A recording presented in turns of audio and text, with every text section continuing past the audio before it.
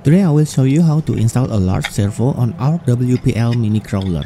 I will install it on WPL C14, and of course it can also use on other WPL RC cars such as C24, C34 and so on. And I think it can also apply on the MN model such as D90, MN45 and so on.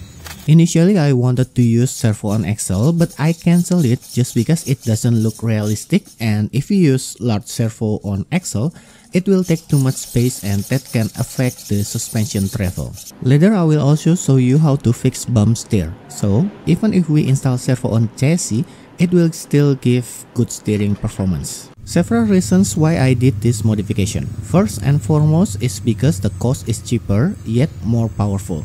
The original WPL servo cost around $6 while the popular Tower Pro MG996R costs for around $4. Or the S3003 servo that I use in this video even cheaper, which is around $3. And because the size is larger than standard WPL servo, the power should be stronger. 1/10 scale RC car generally use a 40mm wide servo with a millimeter variations. The servo height usually around 20mm, with a length between 36 to 42mm. There are also low-profile servos that is around 25mm in length, but the width is usually same at around 40mm. My point is, if you buy a servo whose width is between 39 until 41mm, then you should be able to follow this modification. The height and length of the servo doesn't affect much in this modification. And this is the second reason why we need to do this modification, because there are tons of servo you can choose. You can choose way stronger servo, or you can buy the one that already waterproofed. I already designed a servo tray that you can 3D print it, but you can also use stock servo tray. Basically, what you need to do is to cut or remove all the parts on the tray until you can install the big servo. For your info, on the left is the WPL servo tray, while on the right is MN45 servo tray. Both are very similar. The only difference I can see is on this part for the suspension installation. Although I haven't tried it yet on MN model, but with a little modification to hold the suspension, I think this tutorial also applicable on MN models. Now for the 3D printed tray. It looks like this. I designed the servo on horizontal position because I want to put battery on top of it. Push the servo to the right. We need to do this to make room for the servo cable. We need to file a little bit the right servo handle until it's even with the tray. We don't need to do that on the left handle. And that's the only preparation we need to do, so easy. Install the servo horn before we put servo on tray. You can use default servo horn, but in this video I used 25D servo with 37mm length in total, or 30mm length between outer holes. This servo horn costs around $1.5. Place the servo.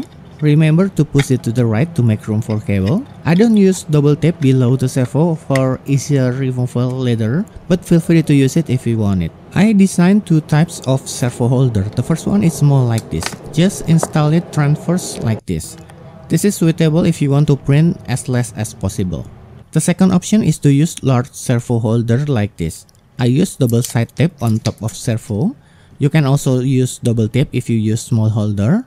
Don't press it into the servo before you match the bolt position. After we align the top part correctly, then we can press it firmly.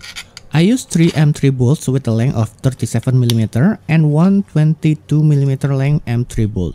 Actually, it's still a bit too long and I need to cut it. If you use this large top part, there are shock towers on the side. The hole is for 2.5mm bolts. This might be useful if in the future you want to use longer suspension, but it's not suitable for stock C14 suspension. The next option is the battery compartment.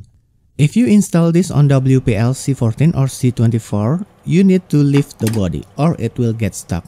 But if we install on WPL C34 or in B series or in MN model, although I haven't tried it, but maybe we don't need to lift the body because those models have more rooms or space. What's certain is don't install the battery compartment on C14 or C24 if you want to maintain the stock look. The left and right part have different bolt hole distance, so if the hole doesn't match, just switch the left and right part. Don't over tighten the bolt. Tighten it just enough until it can hold the servo firmly. After that, just install the tray on the chassis. I'm using WPL's M2 stock screws. We connect the servo horn to the steering pull rod. This hole is used for body mount. I use M3 plastic spacer. I cut the 20mm spacer into 18.5mm length. If you don't have spacers, just use M3 bolts. I install a 12mm diameter magnet. It is suggested to use larger magnet. Put some double tape on other magnets, then stick it to the body. I use magnets so I can easily remove the body. If you don't want to use magnets and prefer using original part, just drill the original part according to these two holes position. This is the result. We can still place receiver behind the servo. I forgot to record it, but if you want to put receiver here, do it before you bolt the top cover. I also forgot, you can print this part for bumper holder. You can put either a stock bumper or a modified one. You can adjust the bumper height using bolt. The accessory I recommend buying is the WPL C34 steering pull rod like this. If we use this, there is no bump steer effect. So when the suspension travel, the wheels are not affected at all. This because there is a bend here. When the chassis travel up and down, the one that moves is this part. If you use straight steering pull rod like this, there is a chance that when the chassis moving down, the wheels will slightly push to the right and affect the turning angle. However, if you only had straight pull rod, try to install it higher to minimize the bump steer effect. If it's hard to get a bend WPL steering pull rod, just buy a normal pull rod, then bend it by yourself in the middle. Between the battery bracket and the servo, I give space so that there is air circulation for cooling.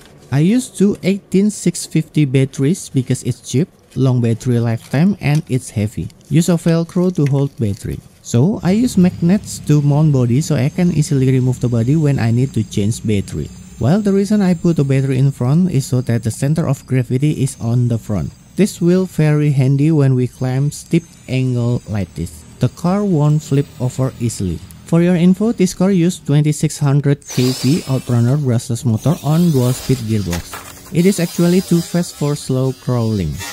If you want to know how to install an outrunner brushless motor, you can watch our previous video. The links is in the video description. Overall, I'm very satisfied with this modification and haven't found any drawback. The turning angle is also great. If you use WPL metal axle combined with MN tires, the tires will touch the link rod at maximum turn point. Need to install spacers on the wheel to make it wider, but I'll do that about later. In the meantime, I just reduced the turning angle from the transmitter. If you own a YouTube channel, I'll be happy if you try this modification and show it on your channel. That's it, I'm Teddy and I hope this video can be useful for someone. I'm really grateful if you watch it to the end. Thanks for watching. Peace.